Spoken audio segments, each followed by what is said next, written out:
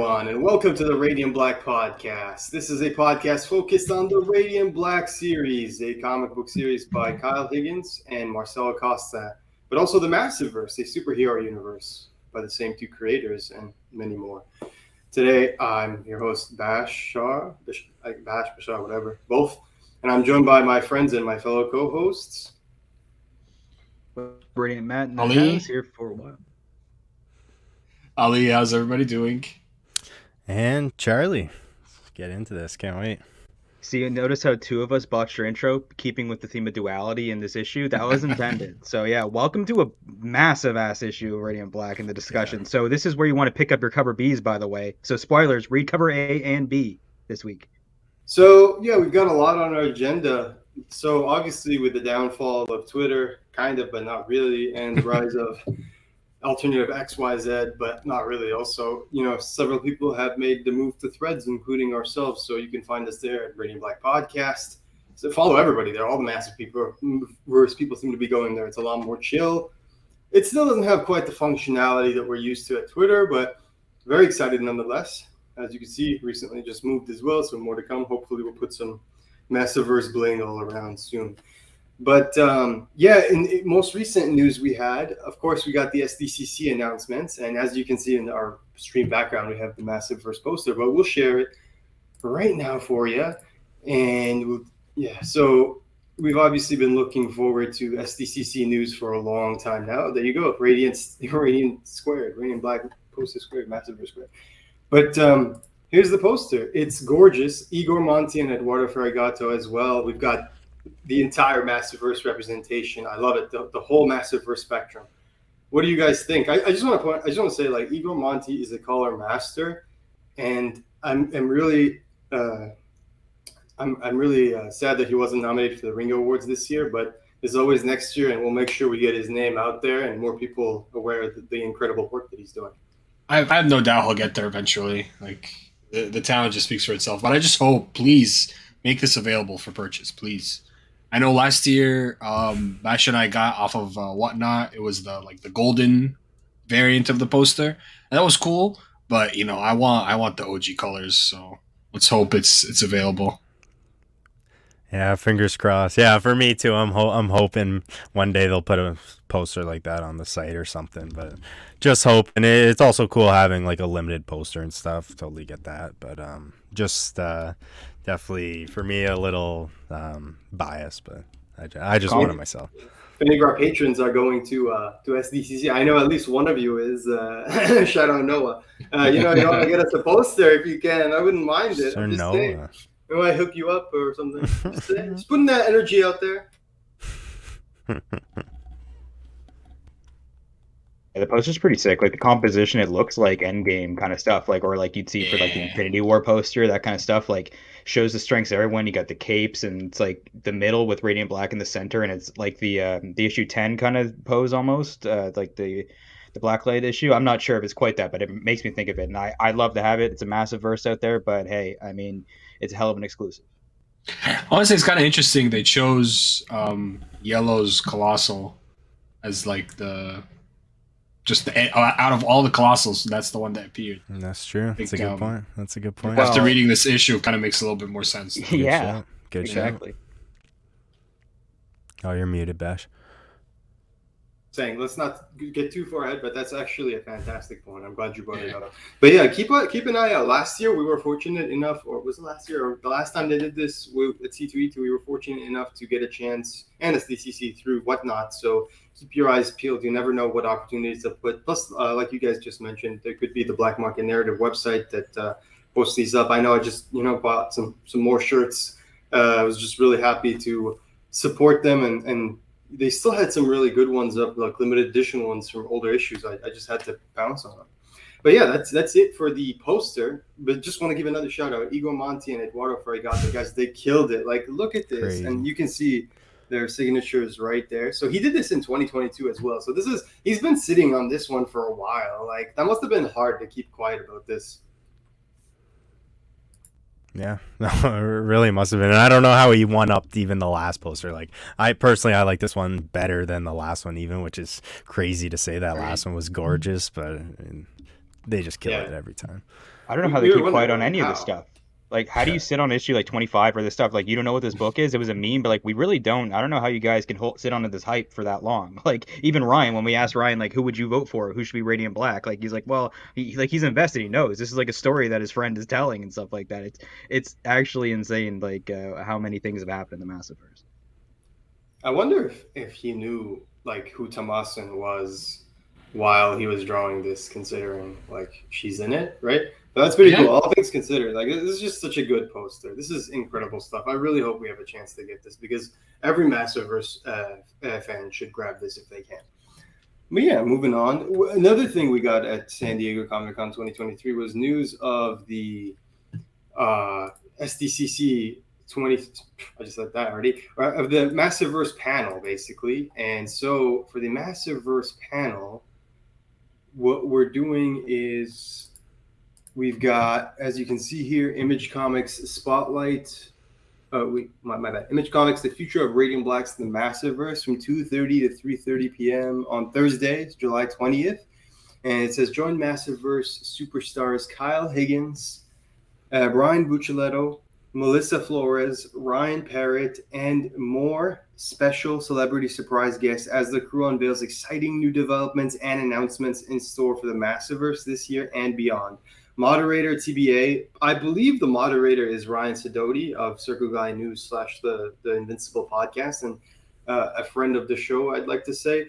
We love Ryan. He's even got a special thanks credit in the most recent issue, and I think in an issue of No One. So he's been really helpful in just getting this whole Massiveverse thing going as well in his own way. And I know that he does a lot of the black market narrative, like threadless stuff. So really nice to see him get a shout out and hopefully see him moderating this. I know that people like shout out to Comic Book Keepers on Twitter and their podcast. I know they're going to be live streaming the footage of this panel and everything. So make sure you follow the people that are going to be there.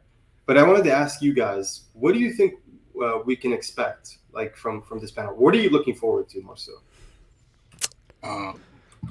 Some clarity on this book and kind of the future of how Catalyst Wars is supposed to work. Like not necessarily what's going to happen, but just how we as consumers are going to interact with it. You know what I mean? Canon? Yeah. What's the real timeline? What if there's more than one? Like there's endless possibilities that it could go. So just a little bit of clarity. And for the guests, I'm gonna go on a limb and say Will Friedle is gonna be there. Will Friedle, love that. Would love to see that. Yeah, no, it's super exciting. It's gonna be cool to like hear them just talk now that a lot of this new info is out there in the world of this book and this lore. It's gonna be like just cool hearing them talk after this, as what to expect. Fuck, who knows? I have no idea. But yeah, just so hopefully get some cool, just little, not concept arts, but just some cool snippets and some little teases that kind of they did last time. But yeah, can't wait for that. Maybe a trailer for Dead Lucky, the volume 2 that's starting pretty soon. Trailer would be awesome. We already got a Catalyst War trailer. My prediction is they'll do the intro as that Catalyst War trailer, unless they cook up like a big super cut of super massive stuff. I think that's a safe bet. I think Bonus Basuto, I don't know. I think I've seen him on Twitter like complaining about wanting to like clone himself or something, and so he doesn't have to make the trip like the voyage. I'm not sure. He's usually there. Like Basuto's like the lore keeper basically, so he's really important for these events. Maybe a big trailer and maybe like a tease and maybe like we got Ornate revealed at one of these panels like at C2E2, so maybe a couple more Rogue Sun villains. Who knows? That'd be cool. How about you, Bash? You think anything? I don't know. I think like we could just throw a bunch of shit right and see what sticks. But I'm gonna say what I want to see is Inferno Girl Red Book 2. Yeah, that's a good show. Good show. Some sort of media component like they'll do. So maybe a trailer for something, or maybe just another video clip. Like we had that tease of like the guy who shot the first video going to Rogue Sun, that he said he was going to go to the city there. So we had that to look forward to. I remember someone also like brought up the idea of like doing a one shot focused on some Rogue Sun villains or something like that. And then Ryan said like, oh, keep your eyes peeled and stuff like that. So maybe that something like that will finally get announced. Yeah. I'm just trying to look at the guests. There seems to be like a lot of no one Like they're really emphasizing no one, and I'm wondering like because right now we're firmly at the 4 mark, so I don't think we'll get to read the next issue by the time SDCC is over, obviously, because the panel's tomorrow. So maybe some no one drops to get people more excited about no one, because we're pretty much at the halfway line there. In terms of exclusives, we don't really have many exclusive products to look forward to, at least based on what they've solicited elsewhere. We have the Radiant Pink trade paperback, which is limited to only 500, and it's I think it's this one. Yep, that's what it looks like, right? It's the issue 5 variant cover on a trade paperback, only 500. So if you're like the collectors, that kind of stuff, if you have the opportunity, I would bounce on it. I know Tifa was selling these pre-orders, like you could have gotten a few. We posted them on the Discord for anyone that was interested. But yeah, that's what I'm hoping for. But like you guys know the Massiveverse. We didn't know that they were going to do something crazy like this. But like when you think back to it, do you remember why I asked Kyle? I was like, why aren't there more covers for issue 25? And now we kind of have an idea of why. Yes. They're all starting to make sense. Yeah, that's true. You're right on that. And real quick, with that cover, do we know like if it's fully gloss? Like, have we seen it physical yet? I wonder like what that thing's gonna look like. Spot yeah, that thing's gonna look sweet. Yeah. Knowing Michael and everyone. Yeah. One more thing too. Speaking of trades, I think Volume 4 for Radiant Black came out this week. No. Yeah. This Wednesday, today. So yeah, Radiant Black today. 4 drops today with Catalyst 4. I picked mine up. Make sure you pick up a copy. Collect like the recent arc as well. But without further ado, actually, is that the last thing? I think one more thing to mention before we dive into Radiant Black 25 and talk all things Catalyst 4. But it's actually Catalyst 4 related, ironically enough. But no spoilers until we talk about the issue. So they recently dropped the cover for Radiant Black number 28. And oh boy, of course, it's another connecting cover. But this one is a beast of a cover. Like this one is just... they've outdone themselves. So this is the first half of the cover, and that's the left side, right? And then we've got the second half of the cover. Am I gonna have to stop? Okay, so we'll do both. I'll share both sides afterwards. I don't even think they have a connecting image yet, but the second half is, in my opinion, is more exciting because you get this person who we now know from spoilers from Radiant Black number 25 that their name is Premier. So we've got the Premier colossal cover. Man, holy soon guy. Jeez, is this the first? Is this the first Catalyst War cover that doesn't have 2 Radiant Blacks? Yeah, and that's why we've speculated before that. Well, here. So now that we've shown the covers for Radiant Black 28, we can speculate. We can talk Radiant Black 25. We won't get into plot because we want to go through Radiant Black linearly. But one thing I will say is that a lot of things many people predicted, or like certain kernels of things people predicted, came turned out to be true. A lot of people had theories that elements of which were correct. So that's really nice to see. And there was a lot of payoff. I feel like there were even parts of the issue that I felt like was a tribute to just Massiveverse fans. Like you can even say fan service, because what they say, like I think there's a dialogue. Actually, I'll just say it till we get there, but it literally feels like something we've all said to each other in the Discord or in the podcast. So to see that there, it's really cool. It makes us feel like they definitely read this stuff and take into account what we said. And a lot of this issue felt like that. It felt like parts of it was definitely they set up long-term things, but other parts were like this fan service. Here's things you were finally looking forward to learning about. And we'll get more into that. But this is one of them, right? We finally get the name of this character right here. In the cover A, is it the same guy? Or is it it's Radiant Black. So I'll put that adds to my speculation, right? What if that cover B is like Nathan? What if it's what we saw at the end of B of this, the cover B here? Like that's a theory we'll talk about, I guess, later on, but how much do the covers dictate like what's happening in, it's a lot, because it looks like there's 2 different timelines, because cover A and cover B were different. It's not just variant covers this week. So I don't know if that's going to continue. We'll have to trace the pattern with 26. Yeah. Yeah. Ooh. Yeah, good Radiant point. Black 25. Yeah. Let me just make sure. I do have some images for Radiant Black 25, but what I'm going to do is I'm going to share the entire issue as we go, because now we have it on Kindle, and I figured why not. So Radiant Black 25, ladies and gentlemen. Without further ado, let's start. We've got the creative team So we've got writer duo, of course, the issue titled Catalyst War. Yeah, writer duos Kyle Higgins and Joe Clark, who, by the way, are also writing Deep Cuts, another Image comic book series that just focuses on jazz music and different individuals and their experiences with jazz music. It's really good. Really, really good. Like one of the best comics of the year, honestly. So highly recommend that. And it has Igor Monti colors. Also, And buy covers Radiant too. Black. Don't let this be the way you experience the book the first time. Seriously, Yeah. buy the book. I want to see more of this book. Go and buy it. Sure. Yeah, so we've got the pencil duo Marcelo Costa and Eduardo Fregato. You know them, you love them. It's the return. And we've got inkers Marcelo Costa and Paulo Daniel Santos. And then colorists Rod Fernandez and Raul Angelo. So, damn, like we've got duos on literally everything except Becca Carey, of course. She's always, she's got it on her own. And the lettering in this issue was actually incredible. There was a lot of big moments for lettering, in my opinion. We'll talk about that. So, here we saw special thanks to.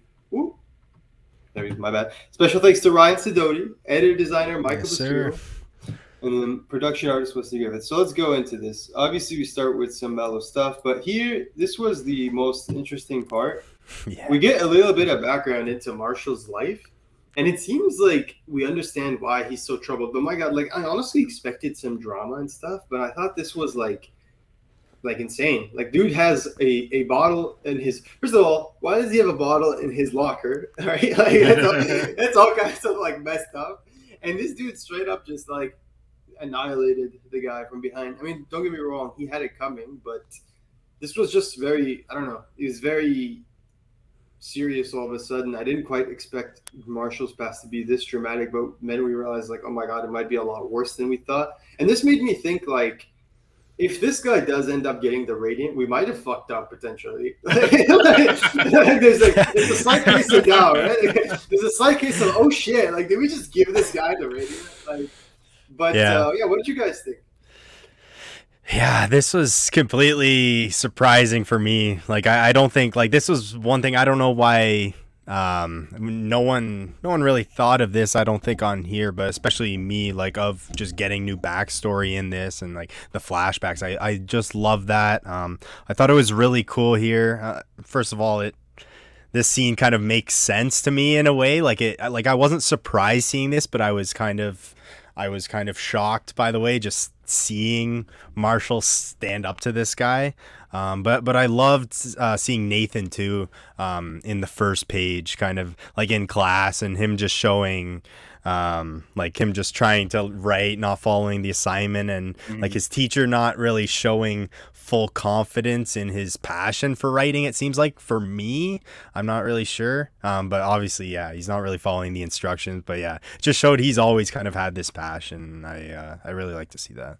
Yeah, and he goes it alone, right? Like he didn't want to do a group assignment, Nathan, right? He's talking about that, and it kind of is a group assignment with the Radiant Black project, where he's like, I can not project, but like that gets something to decide to do. But that's true. You know, he doesn't want to do a team effort because either it's communication or it's like, I'll just do it. I don't want to have to depend on someone else. And you know, when Marshall, they're friends. Well, a lot of us have friends like these in our lives, people that we bond with really closely, but they might make a bunch of decisions where you're like, what the hell are you doing? And I do want to note that we get the nice talk with Mr. Burnett earlier on. That's another influence that Marshall doesn't have. His dad's not around, or maybe he is, and that's where he found an extra bottle around. We don't know. And violence is something that he goes to quickly. Again, we don't know why. Lack of a father, or maybe he's seen abusive situations, right? There's a ton of reasons why people go down those paths. So I really just loved it, flesh out the world. And I found it was really heightened when we knew that someone was going to be chosen to get the Radiant. So it's like either one of these, tragic figures was going to be left in the dust. It was wild. Yeah. On the next few pages, there's a preview pages we've seen before. And like Matt said, that's the nice conversation between Mr. Burnett and Dylan and Nathan. Sorry, I believe Dylan Burnett, Arcade Kings. So yeah, it's a really nice moment, and yeah, it's a really good way to show you the contrast between like the situation that Marshall has and the situation Nathan's in. And yeah, so the one thing I want to highlight, because I don't want to show the entire issue, right? Like, sorry, it's warm here, isn't my hair is mess. I want to show the entire issue on the screens, but I will show a lot of parts that we're discussing. And one part I really want to discuss, I know you guys are excited about, is the moment right after that conversation between Nathan and his dad, which is we're back with Wendell, and Wendell, of course, a fan favorite. We just did the Massiveverse community tier list 2023, and this guy was the S-iest tier you've ever seen, just S plus plus Triple plus plus. S. Yeah. Yeah. So as we see here, he's talking to Kieran. Kieran's one of the new, new shady figures of the Massiveverse. Really interesting figure, right? Like very Men in Black. Yeah. So they're talking about how they want to basically use Wendell and his knowledge further because he's an asset to them, and they want to keep him under retainer. And he says, what if he says no? And that's where we see just this extremely dramatic. Like, it's so good you could feel it. Like, this is what I'm talking about, like the lettering. Like, you could literally feel the glass breaking and him just getting grabbed by a mecha bot. And it makes me think, oh shit, the government, is that like them just confiscating the OG mecha? Did they perhaps make more of them because the 001 paper leaks or what? But either way, it's an interesting situation, and you're just like, oh shit. But then, obviously you realize in the next page that it's one of those scenarios that Wendell's considering, and he just crosses it out. But yeah, what did you guys think? This was, I think, incredible. I think even if this is a future scenario, there's definitely steps that need to be taken before we get there, right? So, first of all, I don't think Kieran is with the post office. That was some BS. Like, let's be honest at this point. He's definitely that's CIA like the Men in Black. It's like literally the Men in Black scene. Yeah, Remember when, like, I work for the post office? It's Tony Soprano working in sanitation. Like, we know what this is. Exactly. Yeah, but I don't think that's the original mecha. It looks a little bit different, but I think kind of what you said, they have the information now, so they probably built their own. Yeah, it looks like Wendell is going through a lot of. Did you if you look at the call him out, like, don't do something stupid, like strap a nuke to a satellite or something. That was good. That was a great point. I did really love that too, because they totally would. We know they totally would. So yeah, I love this page too, and I just love the idea that like Wendell's just sitting there and just kind of trying different possibilities. Oh fuck, this doesn't work. Oh fuck, this doesn't work. Oh, this doesn't work. This doesn't work. But I just find it like kind of like, does he have to actually, to me it seems like he actually has to live through these realities that he's going to himself, and he's just able to jump back. So maybe this is like the central hub. Right? Or is it a simulation? Is he able to make a simulation like that? Because he's simulating like possibility. It's like that Nicolas Cage movie where he can see like a few minutes into the future. Knowing, and he every time he tests the shit by like, what if I do this? I think it's like that. Okay. Yeah, I mean, in either way, even if it's not quote unquote real, that's still trauma he's experiencing every time. That's another dead end that he's fully lived through. It is, but he has to live if he has to live through that. But he's getting fucking smashed by a robot. Who knows what else is happening in these possibilities? Like, he's also like getting extreme. Like, it's probably like extreme. Like, it's making him extreme, right? Like, if you're living through these extreme scenarios that are what ifs, but you're like you said, like Matt said, like you're actually experiencing them, even if it is a simulation. You're probably becoming jaded, right? Like you're, and that's why certain things happen later. But like, I feel like this is unhealthy mentally because he's putting himself in extremely high stress situations. And when you really think about what's going on, he's messing with a power that he doesn't really understand, and it's for the fate of like a species. So I think he's definitely like in an unhealthy headspace. Like I think, and he's an overthinker, right? He's a very smart guy. He thinks a lot. So he's you guys mentioned before. He has some trauma from the past because clearly his family is no longer a part of his life. Yeah. So this dude is like, On top of that, though, like not even that, these robots he doesn't understand. He knows what it was like when the robots he did understand, and his whole industry, he like aged out of it where, he saw that it became automated and stuff like that. And now it's even more dead ends for higher stakes, and he's even more isolated and has no one in his life except for like Cocky, Marshall, and Nathan, who have like minuscule problems, like who gets to be a superhero, as opposed to like, okay, one of us is like really going into war right now. You don't even know what I've been looking at, so it's wild. Yeah, no, that's true. And also real quick, I wanted to point out, I don't know if we were like, I just didn't want to completely skip over it, was the Marshall getting his barn, like the uncle's barn and stuff, like getting a new house after his house burns down.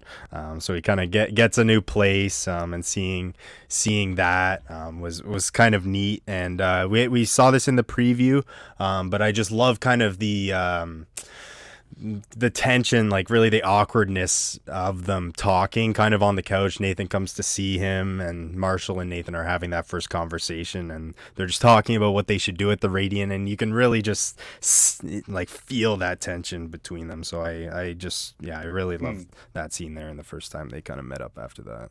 Yeah, you can feel the weight and that they're at an impasse. You know, the relationship's kind of this point where it's like a heavy, like altering subject comes along and you don't know how to, it's too heavy to deal with. Yeah, but it's good. He's got a free spot to go again. I don't know where his uncle is right now. His uncle's probably off, but he's got a free space. I'm curious if he has, like, I don't even know if this might be too deep, but does he have a good relationship with his uncle? Is this his mom's brother, or his dad's brother? Like that kind of stuff I'm curious about too. So yeah. In my mind, it's fictional. Like they just made it up. It's like a fake uncle it's the uncle's barn. It's the uncle's barn. Yeah. Or whatever. Enough. Yeah, fair enough. Yeah, that's a good point. One thing I think is actually one of the most important and interesting moments of the entire issue is the very next scene after Wendell's experience, which is the conversation between young Nathan and Mr. Burnett. This young stud, Mr. Burnett, man. Look at this guy. A very, like, realistic conversation, too, because I feel like a lot of us have had this conversation before, where it's like, oh, people don't really change, and he's just like, you know, you're talking to like a teenager who, or like, you know, a young adult who, like, is gaining some wisdom in his life because he's like referencing Plato and all that, right? Like, you know exactly what he's talking about. And it's like, yeah, but like he doesn't have experience. And I think that's the difference between like Nathan and Mr. Burnett here. It's like one person is like, he's using like learned wisdom, but the other one is using like experienced wisdom. Do you know what I mean? Like the other person's seen a lot more of life and it's just like, yeah, like I know why you think that way, but it's just like, that's really shitty. And it's just like, it is like, if you think that, then what's the point of anything? So I like that he kind of breaks through to Nathan here. Yeah. Nathan's reading books, Mr. Burnett's living them. Right, that's the difference. It's like it was a good description of it. This scene, it was very much Uncle Ben stuff. Like Mr. Burnett I think he's the wisest guy in the Massiveverse. Like these kind of conversations are just like so heavy, and like we've all thought about this. Like, can you change? Like, can the person actually change? It, you know, we've wanted people to change in our lives, but is it actually possible to change? And will they if they can? Like, it's a lot of. I love this theme being pushed in this new issue. Now, I was trying to think, I don't know, like, has this been brought up before, the point that Nathan doesn't believe that people can change? I tried to go back. I feel like I've read this somewhere before, but maybe I was just thinking something else. But I think there's been that rhetoric between Marshall and Nathan in the past when they've had conversations about who's going to have the Radiant. They like... He doesn't think Marshall can change. And Marshall's asked him, like, you really don't think I can change? And then he's also asked him, like, you don't think I haven't changed already? Like, some of the things I've done, you know what I mean? Yeah. And I think that's a fair, like, point, like, in Marshall's respect. Like, I do think that's, because, like, he has, in some senses, genuinely changed. But, like, let's be real. Also, it's cool to see him in the passenger seat. When we first see in the first issue, he's like driving the car and depressed and like totally destroyed. And this is young Nathan in the passenger seat, where like the world's ahead of him. He still has his doubts, but like, you know, he's young and naive. It's funny. Exactly. Yeah, the next image is literally oh my god, a throwback to that very page, right? It's higher. Yeah, is that actually higher? It is higher. It was 38 before. It was 38. Okay, yeah. And didn't Mr. Burnett pay off some of his payments already? Like he was already helping with some of the debt and stuff, I thought. So like I share his sentiments. Like, how is it more? No, I know. Interest. No, that's how that's how they get you. Pays through loans all their lives. Yeah, Radiant Black Trivia 4, get ready. Because you know that's gonna be the hey, there's no sense there at least. There's no sense there at least. That's okay. That's an even number. That's a clean even number there. Can you imagine? We put that as a question. It's like, what is the interest rate at which like Nathan's still paying? And it's like someone would have to do the math between like the first and second and do like, oh my god, that would be the worst thing we've ever done. But no, this is actually really cool. I love how like you can see Marshall in the background, just like this is like it's a fidget spinner. He's just fucking with it. Yeah, he's just fidgeting with it, trying. Like a firecracker or something. He's just trying. And actually, real quick, I wanted to say to your point earlier, like about like driving the car, like Matt, you were just saying. They had a line in there that's like in the conversation too that says like it's it's great to be driven, Nathan, but life's awfully alone by yourself, like you pointed out, and that's just like so good. Like, and I love the line too. If someone matters to you, you just don't throw them away because they aren't who you think they should be. And I think that's huge to just Nathan's character on his belief if Marshall can change or not. I'm glad you highlighted that. Yeah, that was really strong. It hit me hard. It's so it really did. It really did. Yeah, it's a really good one, and it makes me think a lot about like maybe even in the future how Marshall will reflect on his time. Unfortunately, Ali's gonna have to go, but we'll continue just the three of us. Okay. Yeah. So Peace out, Ali. We'll reflect on his time with Satomi, because I think this is also a valuable lesson for his exchange with Satomi, but I think more on that in the future, of course. But yeah, this next page here, it's very interesting because this was awesome. Yeah, we're literally they meet with Wendell, who they've had no idea where he's been, and he just does this really cool thing where he just plugs them all in to existence. So he just shows up he's just in Marshall's house, right? Like that's Marshall's house, so he was there the whole time, maybe. I don't know, but yeah, he just appears from the top of Marshall's house, like in the room. Right? It's just like, where the fuck did this guy come from? At that point, he felt like you ought to, or like he was the watcher or something. Like that. I don't know, but we saw earlier, like he was in this big room. It looked like a garage or something. He had all the cars down. So yeah, who knows where this guy's been? Not entirely sure on the living situation. I've only read through it once because we were recording on the day of. But yeah, Wendell moving around. Questionable. But he can't even fly, so it's like, truly, how did he get there? Yeah, no, that's true. It's actually a struggle for him. He's got to get away. Yeah. What if he could just travel via light? Like anywhere light shines, he can just travel through the electricity or something. That's super That's cool. True. That's true. Or if he can live these timelines, he can just transfer timeline, have a nap, kind of come back. I hope he figures out a new ability. There we go. That's pretty cool. This was a big issue. This was the biggest part of the issue for me. Coming up right here. This was fucking huge. You have been warned. Big spoilers. Massive.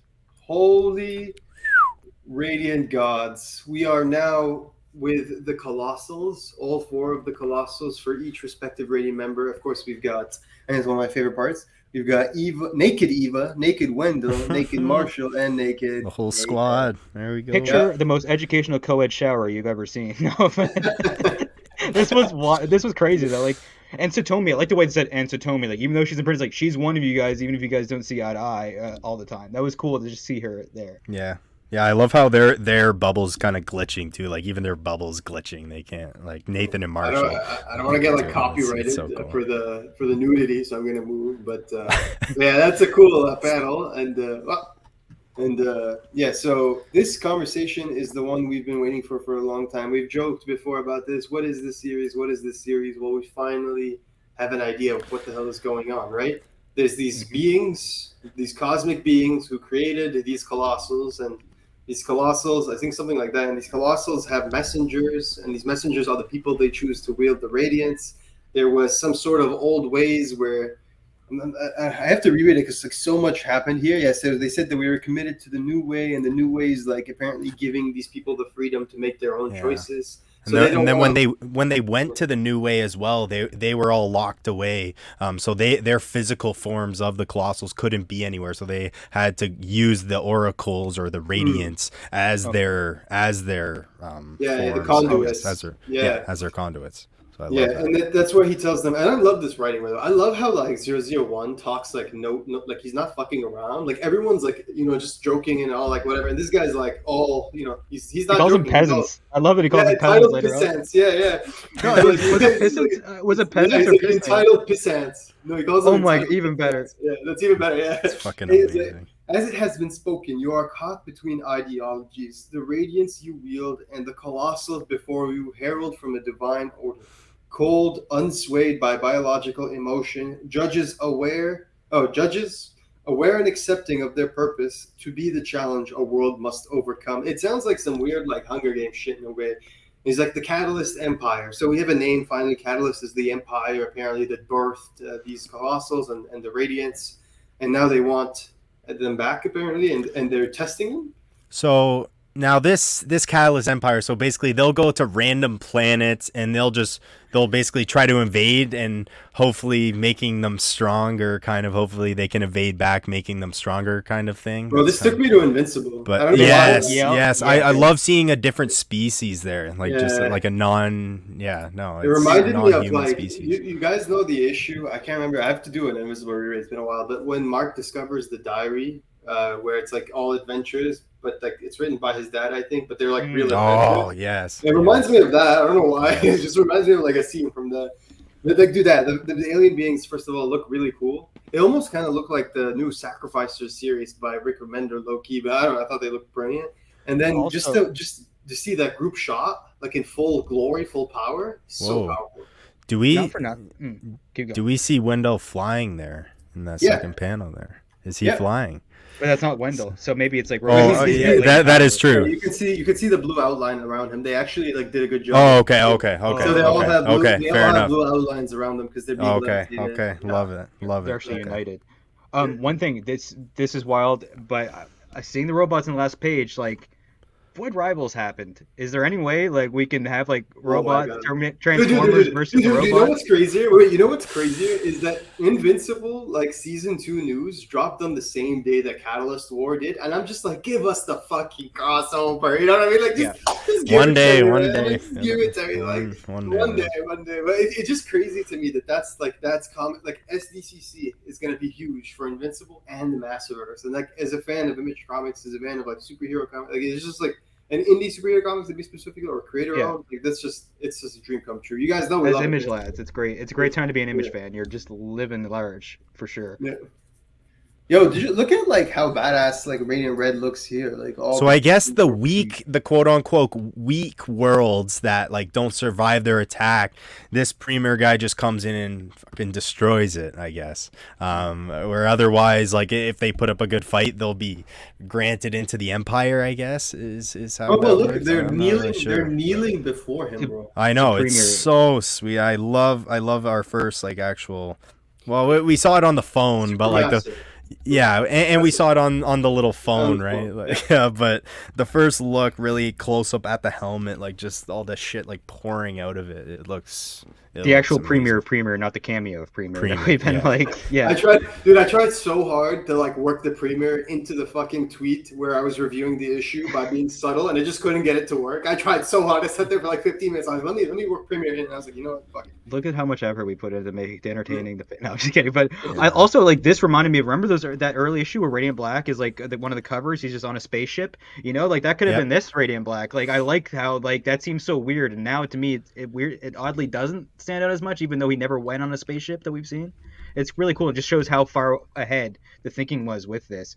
And it shows like the Radiants are evil, so maybe humanity and emotion could kind of balance the force, if you will. Like there's a lot to talk about with that. I Yeah. want to know if there's like if this was like an individual who's wielding, because like we've speculated in the past, and some people are convinced this is what will happen. But like we said, the loser of the vote, and we're not going to get into that until the last page, because I want people who match it. But the loser of the vote will become this guy, Premier. Yes. But now I'm thinking that's still a valid theory and it's still in play. But then I'm thinking because like he's already out there, like he was out there way before the Radiance. It makes me think like, can it really be Nathan? It could eventually become Nathan. Like say he wants to fuck with Marshall Extra, and he'll be like, you know what, I need a new host, and he gives it to Nathan. Maybe that could be something. But right now, I feel like it's not Nathan, just because if Kieran has images of him, how is it Nathan? You know What if I mean? it's a force that can nullify a human's like humanity or whatever, and then just like a take them symbiote over or as well? something. Yeah, Yeah. I think that's an option. But again, I don't know. Like we're swinging offenses. We're doing wild stuff here. Where I feel like there's so much on the table right now, not just like timeline wise. Like there's a lot on the table. And yeah, that is a good point about Premier being around longer than whoever, so they could corrupt someone or who knows. Yeah. Well, Also, I love the old shot with the old Radiance. Like the old Radiant Pink was a dude, the old Radiant Yellow was Yeah. a girl. Like Different body types and stuff like yeah, that. I love that. Yeah, that's, It's like Rogue Sun It's stuff. a So another history, right? more lineage. and So all- can they maybe see those in existence? Like I wonder if that's the case, eh?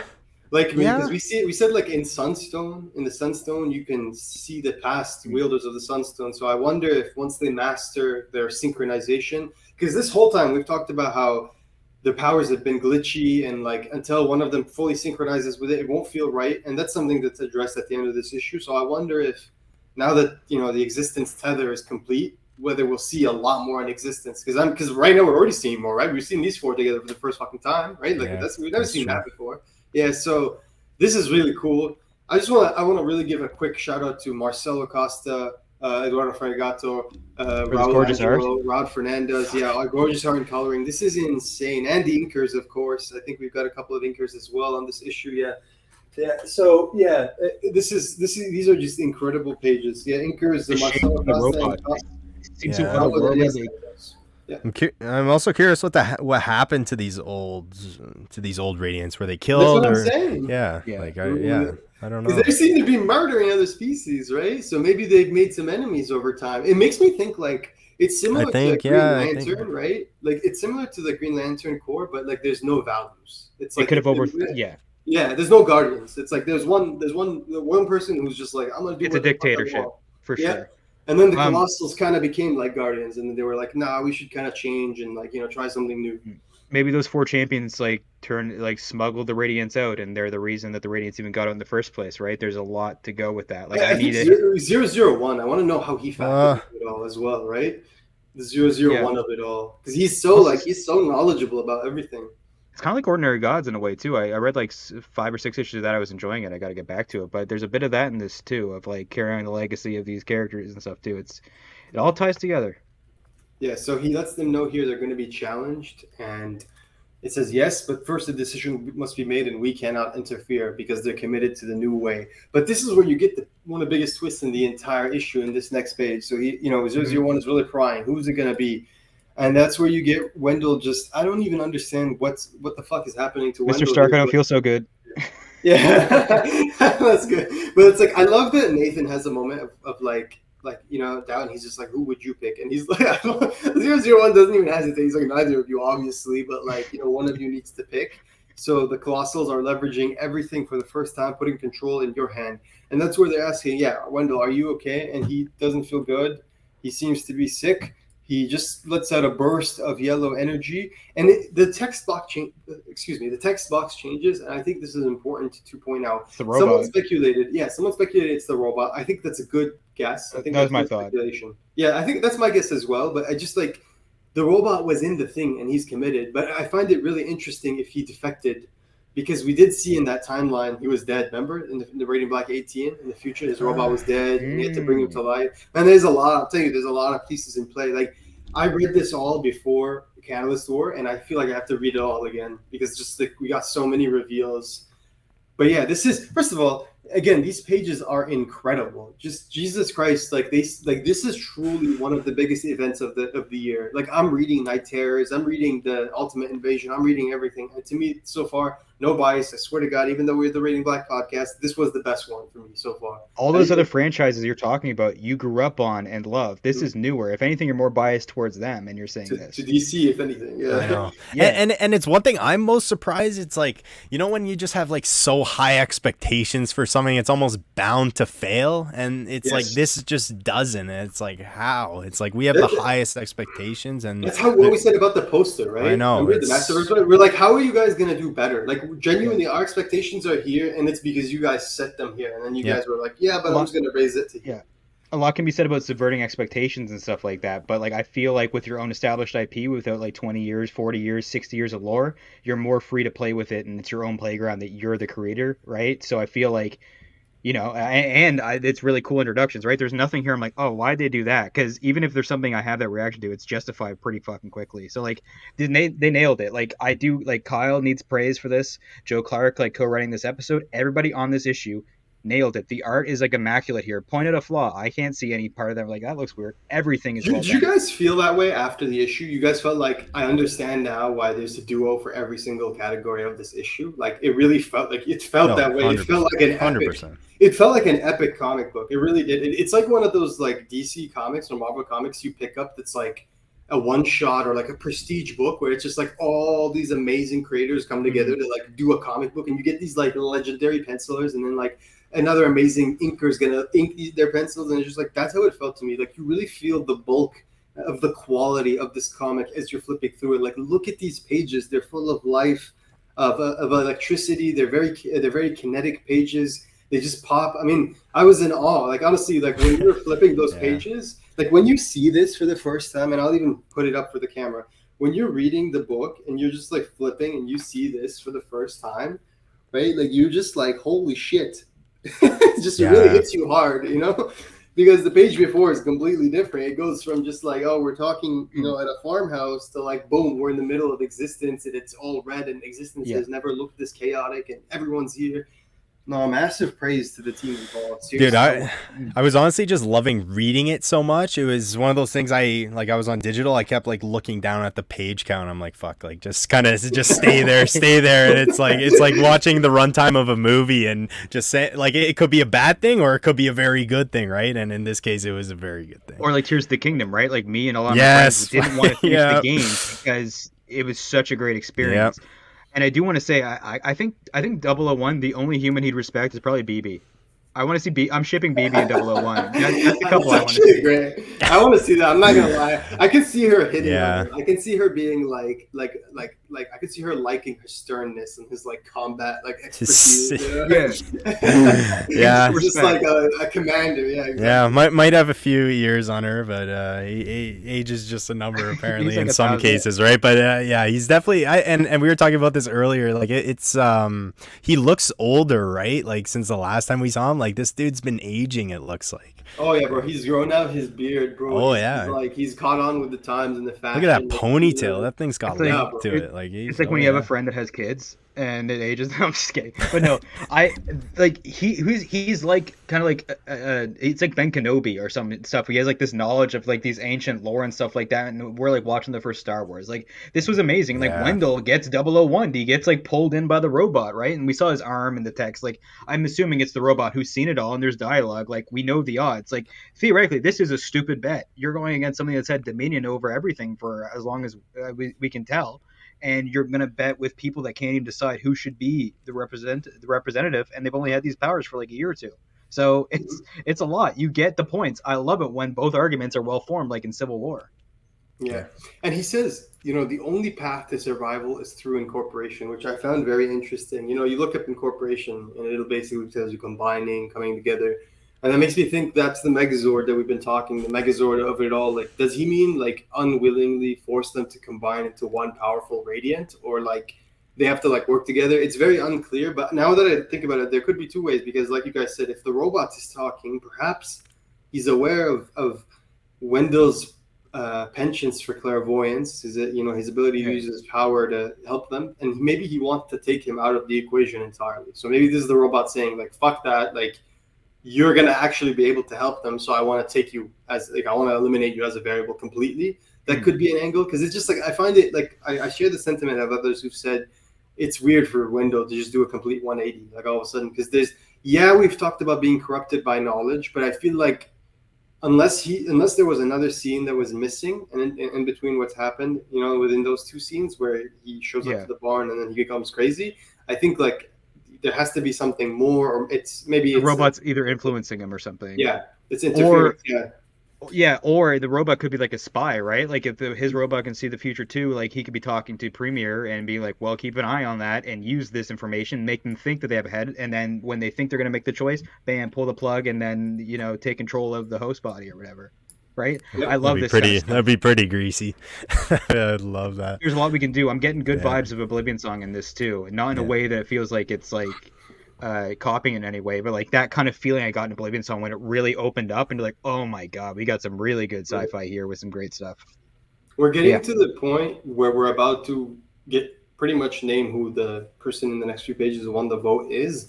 So if you want to avoid that, I mean, at this point, you're balls deep in the spoilers, so I hope you're good for continuing. But this was, I thought, a slight, because I was like, I think they're throwing us off scent here before they show who the winner is. 100%. 100%. Right? Because I was like, oh, 100%. Shit, this is like, this is kind of like a foreshadowing. But then I thought about it a lot, and I'm like, there's no way. When I reached this point, I think I was personally in a little bit of denial, because I was like, there's no fucking way Nathan won. That was like literally the first thing that ran through my head. I was like, there's no fucking way Nathan won. There's just no way. Like, I don't care how close it was. It's impossible. It would have been a then shock. you see that, right? Then you see this, right? And then you see this, and you're just like, fuck, did Nathan win? Like, and then you're like, well, who cares? Because I like both these characters, Yeah. but still, I'm surprised. And then you see this giant hand, which is like the coolest looking giant hand I've seen in the series yet. Like, Jesus Christ. So there's just so much chaos in these 2 pages. I want to say that I'm just like a super stan for Marshall just picking up random shit in the scenes where he doesn't have a radiant. I mean, one time he's wearing the Casey Jones mask. Another time he picks up the staff of Tomasin. Another time he just picks up one of the katanas. Dude, I love this guy when he doesn't have the radiant. Like, he just seems to be more adventurous, but I love him with the radiant too. But I just want to say, like, I really want to point out these moments because, like, it's just so funny. Like, this guy's like, oh, katana. Like, that seems useful. Yeah, that's totally gonna help him in this situation. Right? Yeah. I'm here for Samurai Marshall. Like, what if it'd be cool? Like, what if like Marshall just became Rogue Sun at some point or something like that? Like, he took the mantle from Dylan and got his fire sword. Like, bro, I legit he would be a great Rogue Sun. I thought he was gonna chop off the hand. I was like, is he gonna try to like stop the hand from like taking radiant yellow? Because he's like wielding that blade with intent, right? That's his consolation prize for not getting the radiant. Just go sell it on eBay and go buy a new house or whatever. Screw it. But yeah, this page right here, my jaw was on the floor, man. I was like, so were you guys like frantic during these pages? Because I was frantic. I was like, oh my god, what's happening? I need to get to the next page like ASAP. I couldn't stop reading. I assumed he was grabbing 001. I don't know about any of you, like originally, because that's what happened earlier on in I think issue 7 or whatever when Radiant Black, when that robot came with the chest, grabbed 001, pulled him in. But yeah, literally just wraps around, grabs himself. This page is insane. I love this twist. As soon as he had the stomach issues and he didn't reach for Tums and I knew it wasn't an ad, like I knew Wendell was in trouble. Like legitimately, I'm like, shit, they're gonna do. He's such a great character, and they knew if they took out Wendell here, like. Yeah. And I don't think he's entirely gone. He'll probably be imprisoned. I don't think this is like straight up death. But like I'm like, shit, he's such a useful character, and just this would hurt. Like fuck, they're flying blind now, and there's no wisdom. Yeah, Bash, how'd you feel? Dude, I was overwhelmed. I'm not gonna lie. I was like, oh shit, it's gonna be like that, huh? Like it's gonna be like we're taking out Radiant Yellow right away. Like the Catalyst War's not even started technically, but we're just gonna remove him from the equation because it's just dead. Like, never see him again. Yeah, he's gone. It's like when you think about it, they're probably at their weakest since they've met each other because they're completely like. There's a confidence when you're strength in numbers, and now that your numbers are being depleted, they probably feel like shit. They probably feel like, okay, we've lost our house, and that I don't know the way like Nathan's face gestures were when he was talking to his parents about how like they're like, oh, these like cosmic beings were doing shit and we bought water to prepare. You could almost feel like he's laughing inside, like, water, okay, well, I'm the fucking cosmic being. You know what I mean? Like I'm the guy who has to go deal with that. So that's nice. But it's just like, yeah, there's just a very emotionally intense issue because there's just so much happening. They're paying tribute to a lot of different story threads from many issues ago, and it's like it's all finally coming. And I have so many questions, but for once we actually have answers. So yeah, that's my long-winded like how I feel. I want another Wendell issue. Like I want him trapped in existence trying to get out. Like that'd be an amazing like 30 or something. No like spoiler. No spoiler. When I saw the cover to Midlife, I actually thought it was Radiant Yellow. I swear to God, like when I saw the first cover to Midlife, because I didn't see the title, I just saw the image and I was like, "Is this Radiant Yellow? Is that like?" It's a sweet costume. I really like that design on that. When I searched Radiant Black, when I searched on Amazon Radiant Black, Radiant Yellow was the second thing that came up under Radiant Black, and it was the only other recommendation. Radiant Yellow, which doesn't exist. So I mean, come on. I mean, it does. It's not even speculation. I'm just saying he's a popular character. Yeah. Guys, don't worry. If you're a part of the Discord, oh shit. If you're a part of the, what the fuck is going on? There we go. If you're a part of the Discord, we're 100% going to add this as a sticker. This is just like one of my favorite moments in the whole issue. It's like 001 calling them entitled piss It is ants. piss ants. Oh my god. That's great. Piss ants are canon in the Rogue Sun now. Radiant Black. What am I talking about? My mind's blown. But yeah, just decide now. Like this is ridiculous. Like, and you can tell, like as much as they've known they had to make this decision, like they're not ready for it yet. Like it's kind of a rush. Like even letting go, like to let go of the ability to fly, you're gonna be feeling that for the rest of your life. And this moment right here is amazing. I really thought this was a heartwarming moment when he's just like, you know, I have these advance tickets for this movie, No Country for Old Men, of course, legendary movie. You want to come see it? And he's just like, oh, Roger Deakins was supposed to be incredible. And he's just like, oh yeah, you know, he's like, I'll think about it. You know, but it's a nice moment, and you could tell it's the start of their friendship, like healing and getting back to the point of where it was before things got awkward. And then Now, Fucking Survivor page. There we did go. you guys like how do you think they met? Like, were they friends in school? Did they meet each other in school? Were their were their parents friends? Like that? I'm not really. Probably just in a class together and got hit it off, and then they just hung out together. Because I took it as like, I almost see it as like kind of like their friends are parents, just because like, or maybe when they were younger they had more in common, or they got along better. But if he always kind of had this disdain for him and Marshall was always this way, kind of what made Nathan kind of be attracted to him. It's interesting for sure. Yeah. I think probably like, because I'm looking at their age range, it's probably like Marshall went through a transformation after, and this is me speculating, but this is what the vibe I got. It's probably like they were friends, and Marshall probably had some parent troubles, and then he started to change because of the change in his household situation. So he probably started to be more of a problematic child, and that's where he got his juvie issues, and that's where like Nathan probably started to distance himself. But then his parents, maybe they know more about the situation. Maybe they know what Marshall's dad is like, so maybe they're like, it's unfair to treat like and then them being adults, they probably think like, if they know Marshall's dad is a piece of shit, and then they see like they have a kid and like they've seen Marshall with their kid, and then now they see him without him, they're probably thinking like it's unfair for Marshall to be in a situation where his parents are just like, like that. Yeah, but it's like that's all projecting. That's the vibe. Yeah, no, I like that. They see the kid without a lot of stuff, and they say, hey Nathan, reach out and help someone that has less than you and stuff like that. But also like, I feel like Marshall's really abrasive, so there's a bit of a cost to being friends with people that are abrasive and always say the stupid thing and can't always have their foot in their mouth, right? Like there's a cost to being like that, and sometimes you cut bait. You might enjoy being friends with somebody or dating someone even, but you realize like they are this way and they don't want to do anything to change themselves to benefit not just me but themselves. Like they don't see any problem or no self-awareness. They don't know if he's going to change. And this dialogue was so heated, both versions of it. It was great. Yeah. No, it really was. And that's where we get like, I really like how concise the dialogue was. They didn't beat around the bush and drag the point. They let the action of all the previous issues do the talking, while here they just made the final fine points, which I really liked.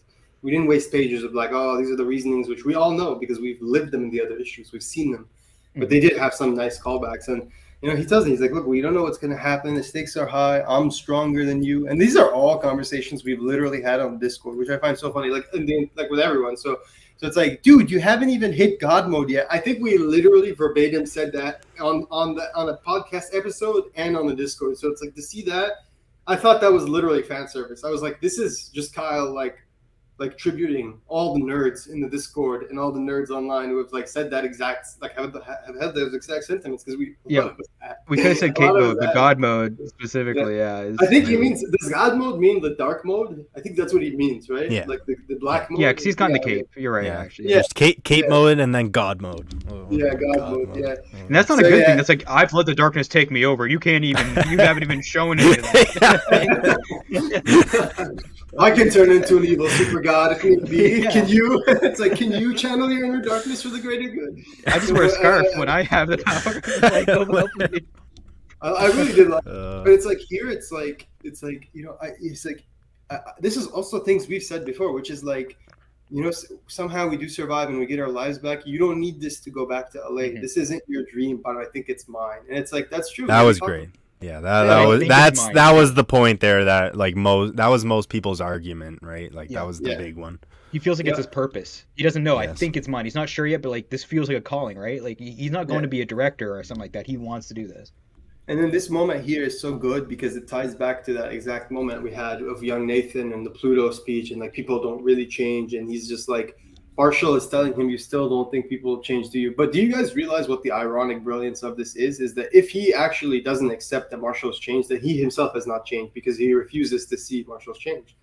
Dude, this is some really deep level shit when you really think about it. Paradox. Damn. Yeah, it's like really, really deep. It's almost like if he does, like, it's really deep. Like I thought about this a lot. I'm like, it's on so many. It's not just Nathan refusing to accept that Marshall's changed. It's Nathan refusing to accept that Nathan's also changed. And that's the crazy part of all this. It's just like, it's really deep, and that's how good Kyle Higgins is as a writer. He's done this all since the beginning. Really do the Eisners care about credibility? Like, if Radiant Black isn't getting nominations next year, like, this is just, I don't know what more you can want from a comic than this. You know, like just the expressions, the art, the writing, the concepts. It's just really well done. I think it's like peak comic books. Like even that face on Nathan up there, like that we saw, is just like the understanding. You can see the gears turning in a solid image. You know, it's genius. And then it felt a lot like their talk in existence when he went to go save him. Like it was like heartfelt, except this was more like raw and like definitive and like the real world, and there's real world implications. Yeah, I mean, he saved him. He's just telling him, like, did you forget that I went to existence to save you? Like, I did that, you know? Yeah, that's a great line. This isn't just your story anymore, Nathan. I love that contrast with, like, which we'll talk about, like, the bee. But, yeah, it's great. Yeah. I think this finally, once we saw this panel, I was like, yep, that's the panel. That's the face of acceptance and like, support. So then they... I'll just move to Riverdale. This fucking guy, right? Yeah. He's like, you made your choice. You know, finally, he's just like lingering, like these guys, and then you get that classic naked duo fading, and it's just naked Marshall, and he's now grabbing the Radiant, and it was a gorgeous shot. Yeah. And the way the Radiant just absorbs off of Nathan too, and then goes in. Boom. Yeah, boom. There you go. And he says, no glitching. There you go. That's important. No glitching, because the war is here. Boom. That's how we end. So one thing we need to point out real quick. If you bought this comic book, and here's what we're going to point out. It's not even real quick. There's a big crux of this issue. This is like a mega thing. Yeah. It's not real quick. Yeah. So if you bought this comic, you'll notice that cover A has him facing the right, but cover B has him facing the left. So there is actually a difference, and you're going to want to buy both. What's the difference? Massive spoilers. We're not going to spoil exactly the difference, but basically they did it as a what if. Now, whether in a what if Nathan got the Radiant and he won the vote instead. So the last few pages in the Tribe Has Spoken moment when they're in the fire, it's just different in the sense that you see the version of what would that have happened if Nathan won the vote, and you see that the dialogue change. And so the ending is Nathan as Radiant Black in this cover B. So cover B, because it's not the outcome, I'm assuming, is Nathan. And then cover A, I'm assuming because Marshall won, is showing you the winner. And because I think, I don't know if this is what they intended to do. Like, I really don't. And we'll ask them this when we interview them next time. I don't know if this was originally their intention to have two stories like that. But I do know that a lot of us on Discord begged them to do that. Begged them to do a what if, or at least show the data. I just want to say, the fact that they did this, someone said that they were concerned that they're like these practices could be anti-consumer because blah blah blah. Dude, they were like huge FOC discounts for the cover Bs, so you could have got them at way cheaper discounts. I think, and I confirmed that with some. And you're holding history in your hand as well. Yeah. Shout out to Chip Collects. Shout out to Comic Nation US. Check them out for all your comic book needs in the US. They're amazing. You can use, I think, code Lefteros for like a 5 or 10% discount. So there you go. Shout out to Lefteros as well. Lefteros Comics, if you're not following him, is an incredible comic book Instagrammer, and I guess I don't know, is the word influencer right? I don't know. Just a comic book person who just posts about keys every week, new books. Nice. A lot of good speculation, comic book knowledge. He always mentions Radiant Black, a lot of Radiant Black love, so check him out. You know, we love them over there at the Latvian Senate. And shout out to everyone at Blackground Comics is another great friend. Make sure you're checking them out, and we'll do a whole list at some point, but check out those guys. They're great, and they love the Massiveverse. But yeah, cover B, guys. You want to grab cover B, and I'll give you just one peek at what this looks like. So in the other thing we had, you know. Yeah, so that was my big question was, so you take this as a complete what if, Bash. And I think that's how I think took it. Could be like, yeah, I think we don't know. That's the thing, because your question was, you asked the same question like me and another person asked, which was like, are they planning on doing this for the entire event because there's connecting covers, or is this just for this issue? Nobody knows the answer to that. I really don't know what the fuck this is. Yeah. But like, I'm assuming it's a what if because the way they marketed it, the whole vote to us was that there was going to be a winner, right? That's true. Do you think it's going to continue? Do you think that this is it? Yeah, I have no idea. That's the question that is really big. That is the big question. One thing I actually noticed, and this could be something too, but this could be totally something different. Is the connecting covers, right? When Wendell erupts and explodes, could he? It literally the next scene we see him erupt and explode. We see this colossal take him over, and it comes out. Could it have been in some way him putting two Like timelines into Superboy play, Prime shit, bro. into play, putting two possibilities kind of into play? Maybe that could be something. That's really cool. I like that idea a lot. Yeah, I thought one thing that came to my mind as we were talking about it is like, what if issue 2 cover B, Wendell's still around in the timeline where Nathan has the radiant and he was never absorbed into the thing, and Nathan is Radiant Black.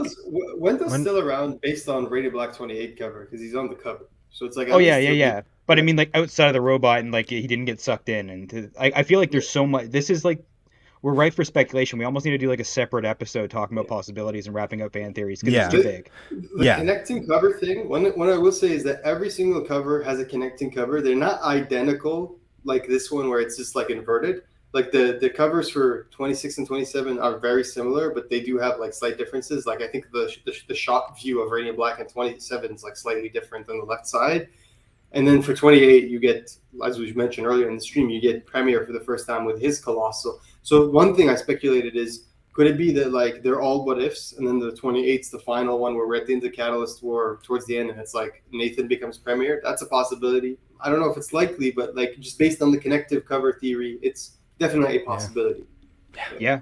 Definitely tweet your theories at us, get them off in the Discord, and we'll discuss them on like at Twitter, on Threads, Radiant Black Pod. Underneath this video on YouTube, just let us know, what are your theories. I love discussing this stuff. And come to Discord, it's all over the place, over the place there. So I think that's pretty much it for Radiant Black 25. We've covered pretty much everything. We will definitely do some sort of theories chat pretty soon with all the SDCC news is over. Yeah, probably after the panel, because we want to talk about also the panel news. That's tomorrow, so we'll probably do something on the 21st. I don't know. Meantime, shout out your theories at us. There have been people going crazy on the Discord, and for good reason. There's so much to look forward to. This has been the issue that I feel like finally revealed so much to us. Yeah. The Catalyst War has just started here. The summer's biggest comic book event. Join us on the Radiant Black podcast where we'll cover everything. And before we end, just give a big shout out to our patrons. You can see them there. Let me fix the... not that. There we go. Our patrons, Noah M, Patrick, Joe J, and Jordan C. Thank you so much for your support. We really appreciate it. Helps us keep the lights on, do fun things like the trivia that we did before, and just everything that we have looking forward to. We will get those stickers out soon. We're actually right now bundling everyone's giveaways because we're shipping them all out together. So for those of you who messaged me wondering, very soon we're gonna have everyone's giveaways out. I did ship a few early from like the prior wave. I think before trivia, so those people should have gotten it. But this wave, you'll get it soon. Ali mentioned before we went on air that the Radiant glowed more in the Marshall panel. It was actually glowing, and in the Nathan one, it was not glowing. I don't know if this is an oversight. Like on the chest, I do agree. I took a second closer look, and when Marshall gets the Radiant, you see the glow kind of like on the hoodie, like if you or on that shirt, like you actually have the glow effect around. Whereas when Nathan gets it, it's straight white. Now maybe it's he hasn't hit that God mode yet. Is it to show that's the true timeline? Or what is it? And I don't know if that's an oversight or not.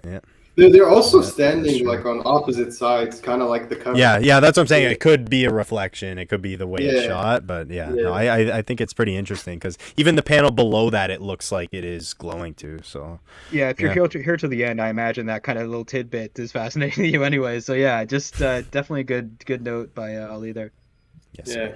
Anyway, join us guys soon. Next week we'll probably be doing Rogue Sun 14. I think that's next week or very soon sometime. I can't wait to do that. The books are back. We have been kind of on a hiatus, but Jordan was telling me, he's like, it's been a while since we heard the boys, and I'm like, it's not our fault. I saw him. He just got his volume 2. I saw of Radiant Black. There you go. So all we got was like a massive event crossover and like this cover B thing that's never happened in comics. Have you ever heard of this happening where the cover B had different contents in the interior of the book? I personally never heard of this happen. Not in like this way personally. No, I've never heard of this happening. I'm sure maybe some variation of it has happened, but I really don't know. No. Yeah. I will say though, just a shout out to other great creators, and if you've been following Image Comics, another cool universe that just started is the Energon universe and Void Rivals. I think Matt mentioned this earlier. The book was really good, and we love Robert Kirkman because we love Invincible. So go check that out if you haven't. You might actually enjoy that. I just picked up issue 2 at the comic book store, just read it. It was great. And issue 1 was obviously really exciting. I know a lot of Transformers fans or G.I. Joe fans have been talking about their excitement for it. So yeah, as a comic book fan, there's just so much to look forward to. As an Image Comics fan, there's so much to look forward to. And as a Massiveverse fan, there's so much to look forward to. We're spoiled. Yeah. But yeah, I think that's everything, guys, right? Yeah. Yeah, Sweet. I think so. Yeah, it was a blast, and yeah, Do can't you wait guys- to get back into these. One last thing I wanted to ask you guys. Do you guys So- think they're going to add any new merch to the Radiant Black? Shit! I was gonna ask you guys. So there was nothing physical because I know in the digital they don't have anything. Okay, so number 25 they didn't have anything. I sure hope so. Me too. We need another shirt. We need another issue exclusive. All the colossals lined up. Let's do it. Yeah, that'd be sweet. Let's do it. Just a shirt that's like existence, like the color of existence, and it would look pretty sweet as well. And just have That'd be robots there. fucking- that'd be Like trippy, I'll yeah. be a walking billboard for your show. Also, I wouldn't Fuck. mind like Radiant Black brand oatmeal would be pretty sweet. I like oatmeal, and I'd be totally down. See, Get on like, it, Kyle. is it Love it, Burger love Bar it. or whatever? It's a Like, high you know, demand, yeah, that's that high little demand. stuff. Like, have you guys Burger seen Mart. that? The loot SDC box, stuff? yeah. Yeah. So it's like I can't wait if we ever do get there one day with the Massiveverse, like getting Radiant Black loot boxes and things like that. I'm really just so excited always with the Massiveverse. You really never know. But please, guys, more Rogue Sun shirts on the shop, like ones with actual Rogue Sun graphics. I really want to buy Rogue Sun clothing, but I really just don't want to just get one with just like Rogue Sun, just like the Yeah. logo. I want No, to get like, an image, I'm the right? same. Like, yeah, I I'm the want like same. something. Yeah, so please, guys, Rogue Sun. Let's get some Rogue Sun merch or shirts on the store, so us Rogue Sun people can promote that and buy that. But no, the Radiant Black options are fantastic. Even the Inferno Girl Red and all. There's just so much. We're spoiled. Yeah, Yeah. I just want to say thanks to the team. You guys put out a hell of a freaking book here, like this week especially. You guys never disappoint, and it's impressive. I know you're busting your asses, and it's a lot of hard work. And I hope this is just a small bit of the recognition that you get and deserve, because like you killed it. It's amazing. I think they must be Totally. sitting there like laughing at us, like reacting stupendously to all these like updates. Like, oh my god, there's a cover B. Oh my god, this cover B has a different story. Oh my god, guys, we gotta go get cover B. Oh my god, why does it release that? I pictured it exactly like I pictured a Nathan fan getting that cover B and then reading it for the first time, being super excited, and then a Marshall fan reading cover A, posting on Twitter, "Oh my god, I can't believe it!" That just I I thought love about that too. Could you imagine, like, because some people I know only buy one or the other, and I was trying not to spoil. Or sometimes it's whatever the store has left, right? Like exactly, yeah. and they look the same this Yeah. time. It's not like one. It's literally just inverted. You could So it's like easily different get angles. one by mistake. Exactly. I think it's A or so, B. So it's like it's really interesting that That's great. I really want to see how this experiment plays out. Like after Huh. 3 weeks, 1 month, I want to see like how it it pulls in and what people thought. I think people are going to enjoy it nonetheless. But I was telling people on social media and Discord that go pick up both covers, and I think because I'm such an enthusiast for comics and for the Massiveverse in general, they think I was just like get the variants, but it's like no, like I was trying to say without spoiling, like, go get both covers. Trust me, you're gonna want both covers. I can't tell you why. And they were like, no, tell me why. And some people were like I thought about it a lot. I was like, I just ignored the messages. Like if I tell them why, they're gonna call me an asshole. But if I don't tell them why, Yeah. they're probably also gonna Say call me an asshole. there's a difference in the book. Yeah, I- There's, I There you told go. people there's a difference in the book, and they were like, "Oh, thank you so There you much." go. They all bought some, so there you guys go. Wow, Pick up that's both A and wicked. B. Yeah, I do pick wanna up both say- A and B. Marshall giving up the Radiant in the cover B seemed fake to me. Seemed phony. Didn't seem like Marshall would actually do that. Yeah, no, the way he said it too, he's like, yeah, Your it's story. fine. It's It's your it's story. your story. I was like, yeah, maybe, but honestly, I did love like Nathan's point of him saying like he thought he kind of escaped, like when he was LA, he escaped a hard situation, and Yeah. he feels that responsibility that he wants to take on now as Radiant Black. I did like that argument, but I think just for me, Marshall's just It felt alternate. Strong. It felt. I like the death. it felt it felt more, I don't know, it just felt like the proper ending to me, but that's bad? Yeah, completely biased. I like the death thing as well. How he was like, well, the number, Yes. like if it's not gotten better, so it's like clearly I've not made the right decisions. Like clearly I need to make a big change, and like I like Good that point. justification more. Like that he's just like, I didn't make enough changes. But it's like Yeah. I do like how Kyle gave us both perspectives and balanced them out to where they are opposites, but they also have their respective tenets. So it's not just like, oh, Yeah. this is literally just the antithetical to this. No, it's like there's reasons for both, and yeah, it was well done. Congratulations to everybody involved. Seriously, this is incredible work. We really can't wait for issue 26 because I'm assuming with the way we ended this issue 26 is just going to be lots of action and Another nuts cover. That cover is ridiculous. Hype is real. God. The hype Yeah, is real. and now you're gonna get everyone wondering, like, is this gonna be the what if? Like, is it gonna be cover B? Yeah, everyone's just gonna pick up every variant from now on, and then there's gonna be no difference. There they go. We're gonna be talking about this Love for it. years. Like, Yeah. what comic series has sent you through this many loops and like not even hurdles, just like, holy shit, we got bath bombs, we got videos, we got this in 25 issues. It's insanity, and it's a crazy pace, and it's not going unnoticed. Yeah. So yeah, thank you so much, guys, for joining us today. Thank you to my fellow co-hosts for putting on a great show.